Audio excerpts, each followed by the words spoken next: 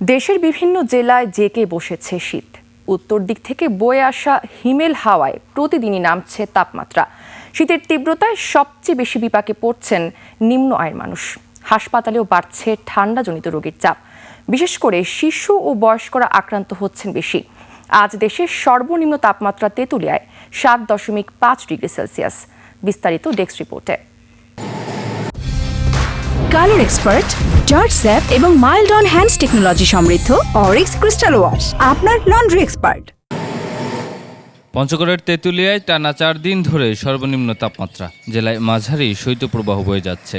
সকালে সর্বনিম্ন তাপমাত্রা রেকর্ড করা হয়েছে 7.5 ডিগ্রি সেলসিয়াস। এ সময় বাতাসের আর্দ্রতা ছিল 99%।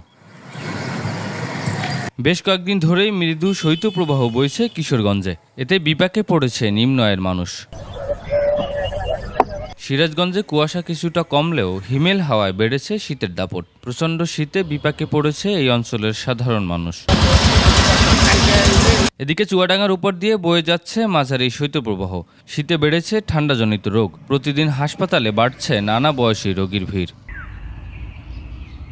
মৌলভীবাজারে ঘন কুয়াশা থাকায় শীতের তীব্রতা বেড়েছে। লক্ষ্মীপুরে শীতে বিপর্যস্ত জনজীবন। বেশি বিপাকে বৃদ্ধ ও শিশুরা। তীব্র শীতে বিপর্যস্ত কুড়িগ্রামের জনজীবন।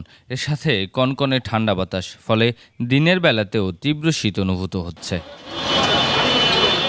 সুমন সিদ্দিকী বাবু, 21 টেলিভিশন।